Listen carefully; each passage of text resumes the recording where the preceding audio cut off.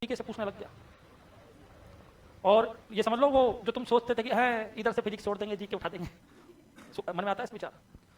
तो देखो आपको भी अच्छे से पता है कि 300 नंबर के आसपास तो आपको लाने हैं, ये तो आपको माइंड में मेकअप रखना ही है कि 300 के आसपास आपको लाने हैं, लगभग 300 के आसपास मार्क्स। और इधर अपना पेपर होता है 500 का, यानी 200 तो जीके और 300 साइंस, यही है ना, जिसमें जैसे फिजिक्स के 40, केमिस्ट्री के लगभग 42, बायोलॉजी लगभग आगे पहुंच जाता है 48 के आसपास, ठीक है, और टीचिंग मेथड अपने 20, है ना, यही होता है लगभग। और इधर जीके के 100 हैं। तो हम पहले क्या सोचते थे कि जीके में ले आएंगे 60 क्वेश्चन आराम से, अब 60 लाना बहुत मुश्किल है बेटा, जो पेपर लेवल देख के लग रहा है। अब तो तुम 60 की जगह 50 अटक जाओगे, और जो भी मतलब एक्यूरेसी के साथ लाना बहुत मुश्किल हो रहा है। पेपर दोनों ही बार मतलब संस्कृत डिपार्टमेंट में भी, चाहे वो एसएस का हो चाहे साइंस का हो, पेपर का लेवल था जीके का, मतलब आरपीसी जीके को थोड़ा सा एक स्टैंडर्डाइज पैटर्न बना रही है। मतलब अब आपके लिए यहाँ 50 लाना भी बहुत मेहनत का काम है, सही से, मतलब 50 क्वेश्चन करना। और मैं आपको एक बात बता दूं बेटा, सीधी गणित, आप कितनी ही बायोलॉजी पढ़ लो, आपके साथ मैंने, देखो मैं आपको बताऊँ, लगभग इतने साल हो गए मुझे, 2016 से मैं पढ़ा रहा हूँ, तो 16 की वैकेंसी मैंने देखी है, 18 की 3 वैकेंसी सेकंड ग्रेड की मैंने देखी है, उसके बाद में 22 की वैकेंसी देखी है, 23 की देखी है, 24 की देखी है, मतलब कितनी वैकेंसी हो गई, 3 3 6 7। अगर मैं छोड़ दूं तो 11 की वैकेंसी मैंने नहीं देखी, फिर 13 की वैकेंसी मैंने नहीं देखी, 11 कोर्ट ऑर्डर वाली तो 18 में हुई थी, पर वो वैकेंसी पहले थी तो वो हमारे साथ ही हुआ, ठीक है। फिर 15 की वैकेंसी तो जो 16 में हुई थी, 15 स्पेशल की वैकेंसी मैंने नहीं देखी, लगभग 3-4 वैकेंसी मैंने देखी, 7 वैकेंसी मैंने देखी है 11 पेपर में से। और मैंने एक बहुत पहले क्या 2018 तक पैटर्न अलग था, 18 तक पैटर्न ये था कि आदमी कट ऑफ भी कम रहती थी, पोस्ट ज़्यादा रहती थी, है ना, 280 के आसपास कट ऑफ बहुत मुश्किल से गई है, तो बहुत कम पोस्ट थी। लेकिन उस टाइम तक बच्चा क्या करता था, जीके बढ़िया 60% स्कोर कर देता था, इधर से फिर बायोलॉजी केमिस्ट्री टीचिंग मेथड ये सब कर लेता था, फिजिक्स में 5-7 क्वेश्चन कर लेता था। लेकिन बेटा मैं आपको सही बात बताऊँ, इतने सालों में मैंने एक चीज़ बहुत नोटिस करी कि बच्चे का तो सबसे ज़्यादा नेगेटिव जाता है ना साइंस में, तो बायोलॉजी में जाता है सबसे ज़्यादा नेगेटिव। आप जब करोगे, आपका 13 तारीख को टेस्ट है, 13 फरवरी को, हाँ मैं सोचा मैंने क्या बेटा 14 को तुम बिजी हो जाओगे, तो पहले फिक्र को, है ना, क्या मतलब, हाँ दोनों chapter physical world and measurement और वेक्टर दोनों का है, तो 13 फरवरी को टेस्ट है, पहले बता दूं मैं आपको, ठीक है ना। तो क्या करता था, सबसे ज्यादा नेगेटिव होते हैं बायोलॉजी में होते हैं, हमारा सब्जेक्ट है, मतलब मेरा तो तुम्हारा सब्जेक्ट है बायोलॉजी, तुम बायोलॉजी पढ़ते हो, लेकिन सबसे ज्यादा नेगेटिव बायोलॉजी में करोगे। उसका एक रीजन मैं आपको बता देता हूँ, दो है, हाँ, क्योंकि बायोलॉजी में सबसे बड़ी प्रॉब्लम पता क्या है, जितना मैंने देखा, पहली सबसे बड़ी प्रॉब्लम क्या है कि बायोलॉजी आपकी खुद की सब्जेक्ट रही है, मतलब आपने शुरू से बायोलॉजी पढ़ी है, तो बायोलॉजी में हर टर्म, हर एक पद, हर एक शब्द आपका सुना हुआ है, आपके मस्तिष्क में कहीं वो एक छवि में है। तो क्या होता है कि बायोलॉजी में आदमी रिस्क खेल जाता है, यार ये हो सकता है। आप देख लेना, जब अपन क्या करते हैं रात में कई बार कॉलेज के एग्जाम टाइम में पढ़ते जाते हैं, और फिर से वहाँ एग्जाम में अपन भूल जाते हैं, तो आंख बंद करते हैं, पढ़ने चलते हैं अपने माइंड में, कई बार होता है। लेकिन उस पूरे पढ़ने चलने में एक चीज देख लेना, जो आपको अच्छे से याद है ना, वही आपको सही से दिखता है, बाकी जो चीज आप एक्चुअल में याद करने की कोशिश करो वो ब्लर दिखता है। वो मुन्ना भाई एमबीबीएस देखिए, आपको लग रहा है मुन्ना भाई, देखिए उस मूवी से मैंने ये चीज नोटिस करी। उस मूवी में आप देखना कि उसको महात्मा गांधी दिखते थे, एक प्रेस कॉन्फ्रेंस होती है, उस प्रेस कॉन्फ्रेंस में उससे सवाल पूछते हैं, तो वो कई क्वेश्चनों का जवाब देता है, कुछ क्वेश्चनों का जवाब नहीं दे पाता। महात्मा गांधी बगल में बैठे होते हैं, उनसे पूछता है, लेकिन वो भी जवाब नहीं देते, चुप हो जाते हैं। फिर कहते हैं मेंटल ट्रॉमा ये है। उस पूरे सिनेरियो में आपने एक चीज नोटिस नहीं करी कि उसने उन्हीं सवालों के जवाब दिए, उसकी उस मेमोरी ने, जो एक्चुअल में उसने पढ़े थे उसको याद थे। जो चीज उसने पढ़ी नहीं थी उसका जवाब उसकी वो मेमोरी, यानी वो उसने महात्मा गांधी ने दिया, क्योंकि उसने पढ़े नहीं थे। उसने सुने होंगे लेकिन वो याद नहीं थे उसको, जो याद है उसका जवाब तुम्हारी मेमोरी देती है हमको, और जो याद नहीं है उसका जवाब नहीं देती, वो ब्लर दिखता है। तो बायोलॉजी में क्या होता है कि हमको लगता है सब कुछ है यार, हाँ हाँ हाँ, लेकिन हम उस चक्कर में गलत ज्यादा कर देते हैं। फिजिक्स में क्या प्रॉब्लम है कि फिजिक्स में या तो होगा या नहीं होगा, होगा तो आंसर आ जाएगा, नहीं होगा तो नहीं होगा, नेगेटिव नहीं होगा, नेगेटिव होने की चांस नहीं है फिजिक्स में, हो गया तो हो गया, नहीं हुआ तो नहीं हुआ, बात खत्म, नहीं फर्क। चाहे आपने 10 सवाल किए, लेकिन 10 हैं तो 10 को सही होंगे, फिर अगर आपने किए हैं तो। फिर बायोलॉजी में मैंने प्रॉब्लम और देखी है, बायोलॉजी में मैंने आज तक जितने भी लोग देखे, एक इंसान को छोड़ के, जितने भी टीचर पढ़ाते हैं ना, वो केवल पढ़ाते हैं, मतलब बुराई नहीं कर रहा मैं इस चीज को, फैक्ट बता रहा हूँ। तुम्हारी सबसे कम जो तैयारी होती है वो एक्चुअल बायोलॉजी की होती है, आपको नहीं पता। तुमको लगता है हमारा सबसे स्ट्रॉन्ग सब्जेक्ट बायोलॉजी है, तुम बायोलॉजी को रटते हो, खूब रटते हो, बस रटते हो। बायोलॉजी का टीचर भी आपको रटाता है, प्रैक्टिस नहीं करवाता। एग्जांपल समझाऊं आपको, हमने 2 टॉपिक पढ़े, physical world and measurement and vector. आपने दोनों टॉपिक्स में एक चीज देखी कि मैं एक शीट लगा चलता हूं जिसमें first grade, second grade, college lecturer, KVS, NVS सबके क्वेश्चन आए हुए करवाता हूं, प्रैक्टिस करवाता रहता हूं, लगभग 100 क्वेश्चन आपकी कॉपी में करवा देता हूं, नहीं लिखवा तो करवा देता हूं। बायोलॉजी में कितने टॉपिक हो गए, एक टॉपिक हो गया। सेकंड ग्रेड में आए हुए क्वेश्चन याद है उस टॉपिक के, सेकंड ग्रेड में ही आए हुए क्वेश्चन याद है तुम्हें कि जो आज तक सेकंड ग्रेड के 11 पेपरों में आए होंगे, वो एक भी सवाल तुमने किया अब तक? यही तो बात है बेटा, हो जाएंगे जाएंगे, तुम नहीं, मैं जो बोलना चाह रहा हूं उसको समझो। आप अगर यहीं पर प्रैक्टिस करके जाते, एक चीज समझना, मैंने अभी मान लो पढ़ा और मैंने सारे करवा दिए उसमें क्वेश्चन, तो मैंने सेकंड ग्रेड के करवा दिए, फर्स्ट ग्रेड के करवा दिए, तो उससे क्या हुआ कि आपको पता चल गया कि इस लैंग्वेज की, देखो सबसे बड़ी प्रॉब्लम होती है पेपर में भाषा की, भाषा। आप क्लास में पेपर में ये नहीं समझ पाते हो कि कहना क्या चाहता है, कई क्वेश्चन में हुआ ऐसा, आपका पढ़ा हुआ होगा लेकिन भाषा नहीं समझ पाओगे, गलत जाओगे। एक छोटा सा शब्द भाषा का इधर उधर हो जाता है ना, ऐसे तो मैं ऐसे लिख दूं, मैं आपको सही बात बताऊं, जैसे मैं आपको ऐसे लिखूं कि बेटा a बराबर 2i + 3j, b बराबर 3i + 4j, तो बताओ a डॉट b बताओ, तो आप कर दोगे 2 3 4 3 4 12, लेकिन मैं इसी को अगर भाषा में बना के दे दूं तो आधे लोग खत्म, आधे लोग यहीं खत्म, समझ गए भाषा का अंतर। तो इसलिए मैं ऐसे कभी भी सवाल नहीं लिखता, कैसे लिखा और कर दिया, तो ऐसा करना मेरे लिए आसान है, छोटा हो जाएगा काम, लेकिन वो शब्द वो क्वेश्चन लिखे हुए होना जरूरी इसलिए होता है क्योंकि वहां भाषा में मरोगे आप, और यही बायोलॉजी का बच्चा मार खाता है, मैं आपको बताता हूं। क्योंकि आपने सेकंड ग्रेड की तैयारी कर रहे हो, आपने मान लो एक टॉपिक पढ़ लिया और आपने अभी तक उस टॉपिक के सेकंड ग्रेड के सवाल तक नहीं किया, तो कितनी विडंबना की बात है, आपको ये नहीं पता कौन सा सवाल आया, पता है क्या आपको? तो ये तो सबसे बड़ी चीज होती है। और ये बायोलॉजी में हमेशा मात खाता आदमी, क्योंकि मैंने सब अच्छा एक टीचर नहीं सब टीचर की बात करता हूँ उसमें, A to Z टीचर, एक को छोड़ के, एक मैंने देखा पर वो सेकंड ग्रेड नहीं पढ़ाता, जो भी था वो सेकंड ग्रेड पढ़ाता ही नहीं है ना। तो सब टीचर यही करते हैं। अब सबसे बड़ी प्रॉब्लम क्या है, तुम बस थ्योरी रटे जा रहे हो, उस थ्योरी में से क्वेश्चन कैसे बन के आएगा तुम्हें नहीं पता। अगर पता हो, अब से मैं आपको एक बात बताऊं, मैं हर चैप्टर के स्टार्ट में लिख देता हूं यहाँ से क्वेश्चन आता है और ऐसा क्वेश्चन आता है। बायोलॉजी अथा है, अथा, उस अथा में ये तो पता होना चाहिए कि लास्ट में ये पढ़ना है। एक बात तुम उस अथा को, क्योंकि देखो फिजिक्स के शॉर्ट नोट्स बन सकते हैं, बायोलॉजी के नहीं बन सकते, मैं आपको आज बता दूं, बन ही नहीं सकते। वो बन तभी सकते हैं जब एक्चुअल में आपने बहुत अच्छे से पेपरों को, फर्स्ट ग्रेड सेकंड ग्रेड के पेपरों को, आरपीएससी के पैटर्न को एनालिसिस किया हो। वो एनालिसिस आप कभी नहीं कर सकते, क्योंकि वो एनालिसिस तब हो सकता है जब आपने पूरा पहले बायोलॉजी आपको अच्छे से आती हो, उसके बाद फर्स्ट ग्रेड सेकंड ग्रेड के पेपर आपको मुंह जबानी याद हो। जैसे आप कोई से भी 11 साल के पेपर में कोई सा भी टॉपिक बोल दो, आप कोई सा भी टॉपिक, मैं यूं लाइन वाइज गिना दूं कि 11 में क्वेश्चन आया, 13 में आया, 15 में आया, 18 में आया, 18 स्पेशल में आया, 18 संस्कृत में आया, 11 कोर्ट ऑर्डर में आया। आप एक कुछ कैसे एक टॉपिक बोल दो, कोई भी आपको जो मन करे फिजिक्स में, मैं A to Z गिना दूंगा कि ये क्वेश्चन आया, क्योंकि मेरे रटे पड़े माइंड में इतने साल से पढ़ा आदत पड़ जाती है आपको। तो वो आदत पड़ जाती है, तो उस आदत से क्या होता है कि आपको पता रहता है कि आरपीएससी का पैटर्न ऐसे ऐसे बदल रहा है, ऐसी ऐसी चीजें इतना हो रही हैं। मैं इतना श्योर क्यों होता हूँ हर बार कि मुझे पता है क्वेश्चन यहाँ से आया, उसका रीजन यही है, क्योंकि मुझे पता है कि यार मैंने इतने सालों से पढ़ा है, इतनी वैकेंसियां देखी है, तो बदलते पैटर्न को देखा ना। बदलते पैटर्न को मैं एक बार गलत हूँ आज तक, 2022 में, मुझे कहता हूँ 2022 में मैं गलत हूँ, क्योंकि 2022 में A to Z यूं फ्लिप हुई थी आरपीएससी साइंस में। उसमें भी एक चीज मेरे पास सही था, क्योंकि हमेशा फर्स्ट ग्रेड के बाद 2 महीने बाद सेकंड ग्रेड होती है, हमेशा उठा के देखना, हमेशा सेकंड एजुकेशन डिपार्टमेंट की, हमेशा। तो वो जो 1.5 महीने पहले फर्स्ट ग्रेड में जो पैटर्न होता है ना, वही पैटर्न सेकंड ग्रेड में सेम फॉलो होता है। अब मैं आपको टास्क देता हूँ आज, आप जाके देखना, फर्स्ट ग्रेड का पेपर उठाना 11 का, 13 का, 15 का, 18 का, 22 का, और same to same second grade का पेपर उठाना 11, 13, 15, 18, 22, और उठा के देखना कि क्या क्या चीज कॉमन होती है। 11, 13, 15, 18, 22 में हमेशा syllabus wise topic wise question आता था। जैसे पहला टॉपिक फिजिकल मैनेजमेंट, तो पहला क्वेश्चन इसी का है, दूसरा वेक्टर, तो वेक्टर का क्वेश्चन होगा, हमेशा ही चलता था। 22 में फर्स्ट ग्रेड में चेंज हुआ, तुरंत सेकंड ग्रेड में चेंज हो गया। 22 में सब कुछ फिक्स कर दिया फर्स्ट ग्रेड ने, तो फिर हमारी मिक्स हो गया। तुमने देखा होगा पहले हमारे बिल्कुल क्रम से फिजिक्स, केमिस्ट्री, बायोलॉजी, फिर मिक्स कर दिया, ठीक है ना। तो ये चीज चेंज हो गई। 22 में फर्स्ट ग्रेड में ग्रेजुएशन पोर्शन ज्यादा आया, फर्स्ट ग्रेड में फिक्स होता था कि 55 क्वेश्चन सीनियर सेकेंडरी से, 55 ग्रेजुएशन से, 10 एमएससी पोर्शन से, चेंज हुआ ग्रेजुएशन से ज्यादा आगे 70 लगभग, उधर 37 रह गए, तो फिर इधर भी चेंज हो गया, ग्रेजुएशन पोर्शन से क्वेश्चन ज्यादा आने लग गए, पैटर्न चेंज, सिलेबस में पैटर्न चेंज कर दिया था, तो उधर पैटर्न चेंज हो गया, क्वेश्चन का लेवल पता चल गया, 40% फर्स्ट ग्रेड में आ रहा था, सेकंड ग्रेड में आना शुरू हो गया।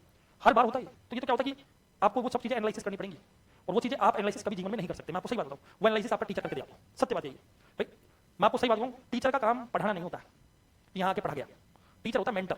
मैं आपको कोचिंग जो होती है, कोचिंग, उसका सत्य असली अर्थ यही है, क्योंकि नोट्स मार्केट में खूब भरे पड़े हैं, आप जिसके चाहो उसके नोट्स मिल सकते हैं, मेरे मिल जाएंगे, है ना, सबके नोट्स आपको आराम से मिल जाएंगे, और उन नोट्स को आप पढ़ सकते हो।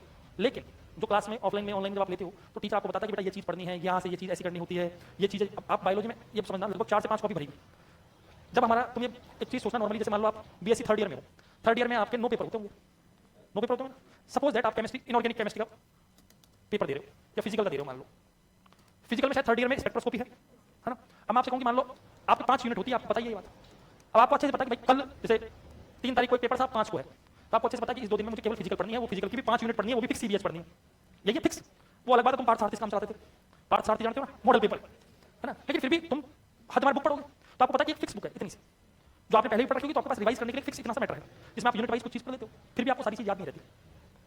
तो आप ये सोचिए कि जब पेपर होगा साइंस वालों के साथ, तो सबसे बड़ी प्रॉब्लम है, क्योंकि साइंस का पेपर हमेशा ऐसा होता है कि सुबह जीके और शाम को साइंस। मैथ वालों का फिर भी सही है कि सुबह जीके है, अगले दिन शाम को मैथ है, अगले दिन शाम को मैथ होगी, क्योंकि ग्रुप जो होता है, हमारे ग्रुप में होता है मैथ, लेकिन ग्रुप में सबसे पहले जो एग्जाम होती है वो साइंस की सब्जेक्ट में, तो सुबह जीके शाम को साइंस, मतलब आपको एक दिन में 2 पेपर देने, मतलब पिछले 15 दिन में, एक महीने में आपको कुछ रिवाइज करना है, यानी जीके भी रिवाइज करनी है, साइंस की भी रिवाइज करनी है, सब कुछ माइंड में रहना चाहिए, पॉलिटी भी रहनी चाहिए, हिस्ट्री भी रहनी चाहिए, आर्ट एंड कल्चर भी रहना चाहिए, करंट भी रहना चाहिए, इको भी रहना चाहिए, ज्योग्राफी भी रहनी चाहिए, फिजिक्स, केमिस्ट्री, बायोलॉजी, टीचिंग, सब रहना चाहिए।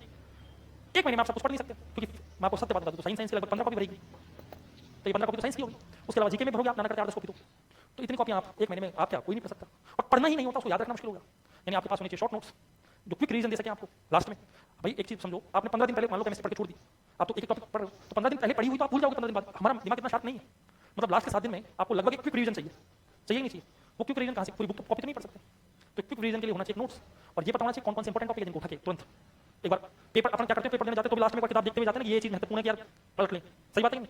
तो वही काम हमारे पास यहाँ भी होना चाहिए, क्योंकि कई सारी चीजें भूलोगे, सारे फॉर्मूला इधर उधर होंगे, होते ही आप मानो मत मानो, और आपको यही नहीं पता कि अब तक कौन कौन से क्वेश्चन आए हुए हैं अगर किसी सब्जेक्ट में, तो आप कैसे डिसाइड करोगे कौन सा टॉपिक इंपॉर्टेंट है। बहुत जरूरी है, समझिए बात को। तो तुमको करना है, या तो तुम करो या सर से करवाओ, जैसे तुम ही कहो तुम करवाओ, सही बात नहीं क्या बेटा। देखो मेरी बात, थ्योरी पढ़ने से कुछ नहीं होगा, कुछ भी नहीं होगा, कुछ भी। थ्योरी पढ़ने से, थ्योरी तो मार्केट में खूब पड़ी हुई, फिर तो मैं बायोलॉजी सब्जेक्ट नहीं मानता। अगर थ्योरी पढ़ जा रहा है बायोलॉजी सब्जेक्ट, वो तो यहाँ भी लिख रहे हो, तुम भी लिख रहे हो, उसमें समझने वाली कोई खास चीज ज्यादा है नहीं। मैं तो सीधा कहता हूँ, अंततः बायोलॉजी रटनी है, अंततः रटनी है, तुम कुछ भी मान लो, तुम कितना ही बायोलॉजी पढ़ लो, रट के जाओगे लास्ट में, फिक्स है। यहाँ कितना ही समझ लो, कुछ नहीं है। केमिस्ट्री में मानता हूँ कि भाई साहब जैसे कुछ चीज रटने की होती है, कुछ चीज समझने की होती है। फिजिक्स में क्या आता है, कहाँ से रटोगे, रट के तो कुछ होगा ही नहीं, इसमें तो क्वेश्चन आता है तो होगा, नहीं तो नहीं होगा, क्योंकि पैटर्न ही बहुत तगड़े हैं, तो या तो समझ के काम होगा। तो सब्जेक्ट एक्चुअल मैं जैसे जीके के मास्टर नहीं मानता, मजाक से करूँगा, नहीं मानता, और जिसमें मैं करंट टीचर मास्टर नहीं मानता, मजाक ये बुराई नहीं करूँगा, सीधा कहता हूँ इसमें। अरे भाई बच्चे मेरे को लगते हैं मुझे जीके कोचिंग करते बोलते हैं, समय वेस्ट कर रहे हैं अपना, क्योंकि जीके वाला मास्टर कभी नहीं बताता क्वेश्चन कहाँ से आएगा, है नहीं बताएगा कोई, अरे मुझे पता है, मैं जानता हूँ। मैंने लगभग, मुझे पढ़ाते 9 साल हो गया, 10 साल हो गए लगभग लगभग। कितने कितने टीचर एमसीक्यू करवा रहे हैं? हाँ, वो यही नहीं बताते बस, हाँ चलने दो। कहानियां सुनाना पढ़ाना नहीं होता, और वो चीज लिखवाना। तुम जीके, मैं एक जीके में गए तुम और लिखते जा रहे हो बस, उस लिख के नोट्स को क्या कर लोगे तुम? वो तो रट्टा मारना है, तुम रट्टा कर बैठ के मार लो, ऐसा ही रट्टा मारना है, बैठ के मार ले। मैं क्या कहूँगा 2x में चलाऊंगा कोई क्लास और वहाँ रट्टा मारूंगा। फिर सबसे बढ़िया, मैं शांति वहाँ रट्टा मारूँ, क्यों? फालतू मेरा पैसा खर्च करूँगा? मैं तो नहीं करूँ, मैं मेरी पर्सनल, मैंने जीवन में जीके नहीं पढ़ी, पर मैं मानता भी नहीं उस चीज को। मैं पढ़ी भी नहीं, मैं मानता भी नहीं, क्योंकि जिस दिन मुझे जीके पढ़नी होगी मैं रट जाऊंगा, और रटना खूब आता है। हम साइंस के विद्यार्थी, हमको रटना खूब आता है। रटना होगा जिस दिन मैं मजाक से रट जाऊंगा। जो तुम कहो हम इतने एक्सपर्ट, हम डेरिवेशन रट जाए यार, ये तो तुम ये बात करो, डेरिवेशन रट जाए हम। हाँ, तुमको पता चल जाए ना आज फिजिक्स में 50 क्वेश्चन है, तुम भाई साहब फॉर्मूला क्या उनका एक एक पद रट जाओ, मैं कह रहा हूं। हाँ, एक स्टेप ऊपर नीचे नहीं होगा रटने में। रटने में क्या 5 बार लिख लिया, रट गया, लिखोगे रट जाएगा, और तुम उसमें समय वेस्ट किए जा रहे हो। समय वेस्ट करने का मतलब नहीं है। आप एक चीज बताओ, करंट पढ़ाते, करंट पे क्या नहीं चीज पढ़ाता, क्या समझाता है? कुछ नहीं होता करंट में। मैं आपको बता दूं, जितने भी टीचर करंट पढ़ाते हैं उनका एक फिक्स पैटर्न है, उनके सामने एक एलईडी लगी होती है। आपको मैं आज बताता हूं, ऐसे टीवी जिसमें सब कुछ चल रहा होता है, वो देख के बोलता रहता है। समझिए बात?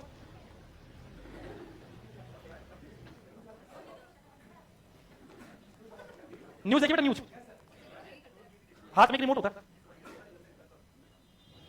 एक बात बता, मैं एक दिन पहले, चल मैं कह रहा हूं ठीक है नहीं चलाया, मैं एक दिन पहले सब लिख लूंगा और रट लिया मैंने, बस बात खत्म। अब तो क्या, वो तो तुम भी पढ़ सकते हो, हर महीने करंट आ रही है, करंट की बुक लाओ पढ़ो, खत्म बात करो। रोज करंट देख रहे हो, मैं कितने बेवकूफ लड़के हैं यार, इधर से मैं दुनिया में खूब मतलब सी बच्चे हैं यार, मैं कैसे मजाक करके। मैं एक्चुअली मैंने ये तो देखा यूट्यूब पे चलती है बकर। आप अच्छे टीचर पढ़ा रहे हो ना, नहीं चलेंगे, कभी नहीं चलेंगे मार्केट में। मैंने देखा बकर बकर जो करे बस वो चल जाए। जैसे हम मजाक कर, मैं तो मेरे क्या यूट्यूब पे कभी क्लास लेता हूँ तो वो वैसे बकर होती नहीं, मैं बिल्कुल पढ़ा सीरियस पढ़ाता हूँ। और यहाँ मैं कुछ बोल जाऊँ, ऑफलाइन में अलग बात होती है, तो ठीक है, पर सच बात यही है। और तुम क्या बेटा, सबसे मेन चीज है एमसीक्यू। आपको ज्ञाता नहीं बनना है, पीएचडी नहीं करनी है, सिलेक्शन लेना है, सबसे पहली चीज। आपको अभी यहाँ मास्टर नहीं बनना है, मास्टर आपको एग्जाम में बनना है। मतलब चाहे मैं कितना ही पढ़ा दूं, चाहे कोई और कितना ही पढ़ा दे, अगर आपने अपने हाथों से एमसीक्यू नहीं किया तो आप खत्म हो। इस बात को 100% मान लो, आपके हाथों से एमसीक्यू नहीं किया तो मेरे कराने से, किसी और के कराने से कुछ नहीं होगा। एमसीक्यू करो, सबसे बढ़िया, उससे बढ़िया कुछ नहीं है। कहां से करें, सबसे बड़ी प्रॉब्लम है ना, सबसे बड़ी प्रॉब्लम जहां से मिले वहां से करो। कहां से मिले मैं आपको बताता हूं, लिखना नहीं, ऐसे बता रहा हूं, सुन तो लो बात को। आपको मैं बताता हूं कहां से मिल सकते हैं, पहले सुन तो लो बात को। हाँ, पहले आराम से सुन लो। जैसे फिजिक्स में 11 12 तो होता ही है, ये तो अपन करवा ही रहे हैं। जैसे फिजिक्स में तो लगभग हर टॉपिक के मैं करवा ही रहा हूँ, प्रीवियस भी करा रहा हूँ। आरबीएससी ओल्ड की बुक चलती है 5-6 की, 2005-6 की। तुम्हारे पास नहीं हो तो मुझसे कहना, मैं दे दूंगा, वो उठाओ। वो बुक एक्चुअल में बीएससी के टाइप की बुक थी, उनमें लेवल थोड़ा हाई था, अब की एनसीईआरटी में लेवल कम है। आपको मैं बता दूं, केमिस्ट्री बायोलॉजी इन दोनों सब्जेक्ट का मर्ज, और फिजिक्स में एक छोटा सा अंतर है। केमिस्ट्री बायोलॉजी में आप देखना सिलेबस में 11 12 में और बीएससी में सेम टॉपिक है, फिजिक्स में बिल्कुल अलग है, यानी जुड़े हुए नहीं है। मतलब फिजिक्स में टॉपिक अलग है, बीएससी पूरे पोर्शन अलग है। उधर तो यहाँ तो ग्रेजुएशन कहलाती है एक्चुअल में, वहाँ ग्रेजुएशन उतना ही सतही तौर पर रहता है। सत्य बात यही है, आप उठा के देख लेना, आपको कोई बताता नहीं होता, मैं बताता हूँ। अब आप क्या करो, एक या तो सबसे पहले नीट की बुक आपको प्रीवियस लानी है, 100% लानी है। वो तो आपको फिजिक्स केमिस्ट्री बायोलॉजी तीनों लानी है, टॉपिक वाइज है उसमें। नीट की जो तो अब आती है, नीट प्रीवियस ईयर की लगभग 37 साल की आती है वो ले आओ एक तो। अब चाहे किसी भी पब्लिकेशन ले आओ, चाहे दिशा की ले आओ, चाहे एमटीजी की ले आओ, चाहे एलियंस की ले आओ, तीनों ही अपने कोई रिश्तेदार नहीं है कि अपन को फायदा हो जाएगा। कोई सी भी जो आपकी इच्छा हो लाओ। दूसरा, आप अगर आपको आरबीएससी ओल्ड मिल जाए तो उसको उठाओ और उसको पढ़ो आप एक बार, क्योंकि क्वेश्चन वहीं से बनते हैं। केमिस्ट्री तो बिल्कुल प्रीवियस चलती है, आपको केमिस्ट्री तो बिल्कुल प्रीवियस चलती है। केमिस्ट्री में लगभग आप, मैं मजाक से कह रहा हूं, 70% क्वेश्चन जो है हर बार प्रीवियस रिपीट होते हैं आरबीएससी के, हर बार। फिजिक्स में लगभग 40% क्वेश्चन रिपीट होते हैं, बायोलॉजी में लगभग 60% लगभग क्वेश्चन रिपीट होते हैं, रिपीट। सत्य बात यही है, हमको क्या है, बस पढ़ना नहीं होता, वो मेहनत करनी पड़ती है उसके लिए। फिर भी मन नहीं भरे तो यूनिवर्सल नाम की एक चीज आती है, एररलेस, इतनी मोटी मोटी बुक आती है। फिजिक्स की तो जाना झेल पाओगे नहीं झेल पाओगे, लेकिन बायोलॉजी की झेल सकते हो आप एमसीक्यू के लिए। टॉपिक वाइज उसमें भी सब टॉपिक वाइज क्वेश्चन खूब भरे पड़े। मैं आपको बता रहा हूँ, आपको सबसे ज्यादा नंबर लाने बायोलॉजी में, तो सबसे ज्यादा प्रैक्टिस भी जरूरत किसमें है। आप क्या करते हो, अपने देखो सिलेक्शन लेने का एक मूल मंत्र है कि अपने स्ट्रॉन्ग को और स्ट्रॉन्ग बनाओ, और अपने जो लो वीक है उसको मॉडरेट पे ले आओ, मध्य पे ले आओ। आप क्या करते हो, स्ट्रॉन्ग को थोड़ा थोड़ा पढ़ते तो हो, ठीक है, लो को बिल्कुल छोड़ देते हो, है ना। और आपका पता ही नहीं है कि एक तो होता है, देखो सिस्टमेटिक पढ़ाई नहीं करते आप, सबसे बड़ी प्रॉब्लम मैं जो देखता हूँ, सिस्टमेटिक नहीं। आप कुछ भी पढ़ते हो, कुछ भी, जो मन कर गया आज ये पढ़ने का मन कर पढ़ लिया, ऐसा नहीं। सिलेक्शन एक सिस्टम होता है, एक तरीका होता है कि आपको ये सिस्टम बनाना पड़ेगा कि अब मैं इन चीजों को कंप्लीट करूंगा, टास्क देना पड़ेगा आपको खुद को, और छोटे छोटे टास्क दोगे तो ये समझना जब वो पूरे होंगे तो बहुत खुशी होगी। कई बच्चों में क्या देखना, तुम देखना ललक नहीं बन पाती, रेगुलरिटी नहीं बन पाती, डेडिकेशन नहीं आता। उसका रीजन यही है कि आप बिना बोल के पढ़ते हो, बिना लक्ष्य के पढ़ते हो। आप केवल उठ के पढ़ने लग जाओगे ना तो नहीं पढ़ाई होगी, फिर आप रेगुलर नहीं रह पाओगे। लेकिन आपने एक लक्ष्य बना दिया अपने जीवन में, इन द सेंस हर 5-7 दिन का एक लक्ष्य, यार अगले 2 दिन में मुझे फिजिक्स की टॉपिक, केमिस्ट्री की टॉपिक, बायोलॉजी की ये पढ़ना है, और इतने टाइम में, मतलब चाहे खुद को ऐसे बाउंड मत करो, सुबह 7 से 10। देखो बेटा, अब ये रोना तो छोड़ दो आप, यार हम सुबह से लेकर शाम तक कोचिंग में रहते हैं, ये रोना रखोगे तो ये रोना तो आपका जुलाई तक, जून तक चलेगा, फिर तो समय नहीं बचा, फिर तो आप खत्म हो। क्योंकि अगर आप जून जुलाई तक ऐसे रहे तो फिर तो सितंबर पेपर तो कुछ नहीं बचा आपके पास, फिर तो कोई बात नहीं, अगली वैकेंसी के लिए तैयार हो जाओ, या तो फिर ये समझो। और इस वैकेंसी में सिलेक्शन लेना है तो रोना छोड़ दो, और खुद को फिर रात में चाहे जगना पड़े, वक्त तो देना पड़ेगा। खाना बनाते हैं, टिफिन लगवा लो, कोई फर्क नहीं पड़ता। 5 महीने टिफिन का खाना खा लोगे, नहीं मरोगे आप, 100% नहीं मरोगे, मैं गारंटी लिख के दे रहा हूँ। टिफिन का खाना खाने से नहीं मरते, मैंने खूब खा के देखा, तो मरता नहीं है कोई इंसान। बीमार होगा बीमारी में एक चीज है, बीमार हम मन से होते हैं। बस सही बात है, बीमार हम मन से होते हैं। जब तक आप ऐसे सोचोगे नहीं कि मैं बीमार हूं, आप नहीं होगे, और आपने सोच लिया कि मैं बीमार हूं, तो आप 100% बीमार हो जाओगे। मेरे को याद नहीं कि मैंने लास्ट टैबलेट कब ली थी, गोली। सच बात यही है, मैं कभी दवाई नहीं लेता। मैं एक्सट्रीम बीमार हो जाता हूं तो इंजेक्शन लगवा लेता हूं। बीमार का मतलब गोली कभी नहीं लेता। डेंगू तक में मैंने गोली नहीं ली, मैं कभी नहीं लेता, इंजेक्शन लगवा लेता हूं। लास्ट में बहुत थकार, 3-4 दिन तक मैं बुखार ही नहीं मानता कि हाँ ठीक है चल रहा है, होगा, सुबह शाम हो जाता है, काम करते थक जाते हैं, नींद आ जाएगी अपना। तो बीमारी नाम की कोई चीज नहीं है। तो आप अपने मन से अगर मजबूत हो गए ना यहाँ से, तो फिर तो आप सिलेक्शन ले जाओगे। सबसे पहले इसको मजबूत करना जरूरी है। सबसे पहले खुद को ये विश्वास दिलाना जरूरी है कि यार हाँ मैं सिलेक्शन ले सकता हूँ। आप में से लगभग 90% बच्चों को ये विश्वास नहीं होता कि हाँ मैं पढ़ के सिलेक्शन ले सकता हूँ। आधे कंफ्यूजन में क्या पढ़ रहे हैं, कोचिंग, उनको पता ही नहीं कोचिंग कर रहे हैं, बस वो आ जाते हैं सुबह उठ के। अब तुम तो सबसे बड़ी चीज, बच्चे कितने कमाते हैं, फीस दे दी नहीं आ रही, फायदा अपने लिए तो बताने दो, क्योंकि हर क्लास का सिलेक्शन रेशियो हम जानते हैं। इतने सालों में ये तो जानता हूं कि अगर 300 क्लास है तो उसमें सिलेक्शन होगा 10 का मैक्सिमम मैक्सिमम। अरे बेटा यही रेशियो होता है, यही अनुपात होता है। एक छोटा सा एग्जांपल दूं, एलन में कितने बच्चे पढ़ते हैं, 2 लाख, कितने सिलेक्शन हो जाएगा, सारे कोई दे देगा क्या? तो बस जब मैं एक बहुत बड़ी कोचिंग पढ़ता था 2014-15 की बात है, मीडी नाम से, उस कोचिंग में लगभग नाना करते मेरे ब्रांच के 34 बैच थे, 200 टैलेंटेड बैच लगते, 36 बैच थे दिल्ली में, 400 बच्चों का एक बैच था। उसके अलावा 10 सेंटर और है, मिला के मैं कह रहा हूं 16 बैच और होंगे 10 सेंटर पे, 50 × 4 कर लो, 20,000 बच्चे हो गए, है ना। 20,000 बच्चों में से पोस्ट कितनी होती थी, गेट की पोस्ट होती थी। गेट में क्या होता है, टॉप 200 के अलावा कुछ नहीं होता रैंक, और ईएस की सीट आती है 70-80, 270। उस 20,000 में 270 सिलेक्शन वो भी अकेला दे नहीं सकता, है ना। मेडी जी नाम से इंस्टीट्यूट है तो नहीं दे सकता। मान लो 200 दे दिया तो परसेंटेज निकालना, 20,000 का 200 कितना हुआ, 1%। यही रेशियो होता है कोचिंग का। आपको लगता है कि एलन बहुत बड़ा, अगर नहीं सिलेक्शन रेशियो नहीं होता है, वो बस टॉप रैंक को दिखाते हैं। हमने 100 सिलेक्शन दिए, 100 सिलेक्शन दिए, पढ़ाई कितने थे? तो इसका अर्थ एक बात बता दूं मैं, कोचिंग सिलेक्शन नहीं देती है, टीचर भी सिलेक्शन।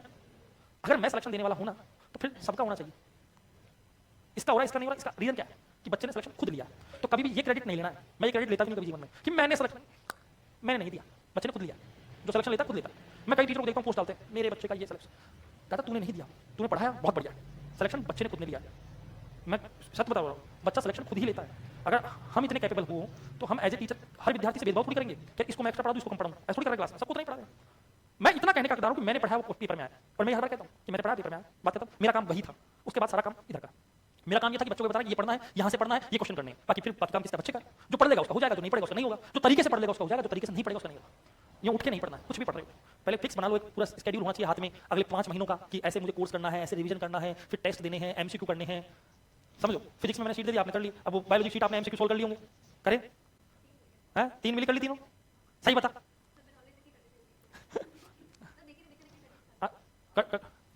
उनको करना है, फिर उनको सॉल्व भी करवाना है। एक तुम खुद कर लो, फिर एक बार में एक बार टीचर सॉल्व करवा दे तो वो डबल काम हो जाता है, याद हो जाती है। ठीक है, कम से कम प्रीवियस क्वेश्चन सारे कर लो, पता रहे कैसी लैंग्वेज आती है, कैसी भाषा आती है। मैं मेरी शीट मेरी भाषा बनाऊंगा, आरपीएससी अपनी भाषा बनाएगा। आपकी क्लास की जो कॉपी की लैंग्वेज होती है और आरपीएससी की लैंग्वेज होती है, बहुत डिफरेंस होता है, उठा के देख लेना। आरपीएससी एक स्टैंडर्ड लैंग्वेज बनाती है, हम क्लास में वो लैंग्वेज लिखवाते हैं जो एक्चुअल में हमें समझने में आसानी है।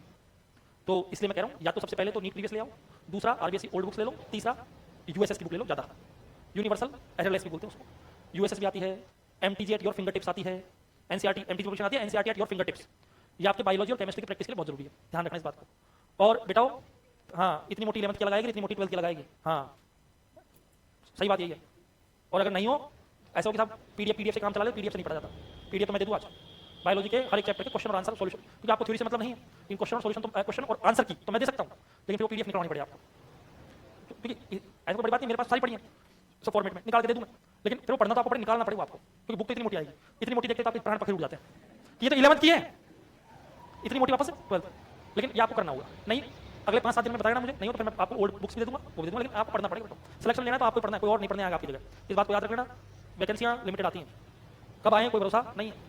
अगली वैकेंसी क्या पता सरकार जाते टाइम निकाले, हवा तो यही है कि अगली साल फिर वैकेंसी निकलेगी बड़ी, लेकिन क्या पता अगली साल सरकार ना निकाले, या सोच ले यार जाते टाइम चुनाव के टाइम पे निकालनी पड़ेगी कुछ, उस टाइम निकाल दे तो तुमको खत्म हो, इतने में तो शादी की उम्र हो जाएगी बेटा तेरी। हाँ फिर हम तो शादी नाचने आएंगे, हाँ सही बात है ना, कोई बात नहीं इसमें भाई। और मैं तो हमेशा कहता हूँ कि सबसे ज्यादा सरकारी नौकरी की जरूरत लड़कों से ज्यादा लड़कियों को है।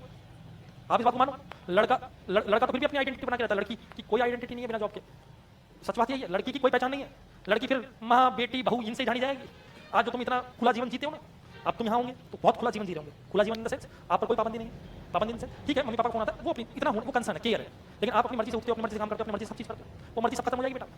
ससुराल गए सुबह 5:30 बजे उठ के नहाइए, आज तो तुम 11 बजे उठे तो 11 बजे उठ के नहा रहे हो कि ठीक है आज मन नहीं कर, संडे को नहीं मन कर रहा था 4 बजे नहाएंगे, और नहीं मन कर नहीं नहाए, होता ही है। नहीं लड़कियां भी करती है बेटा, बस मत सोचो, तुमको लगता है मुंह से ये ऊपर से बस बंधन के रहती है, तुम मैंने देखा हुआ बेटा।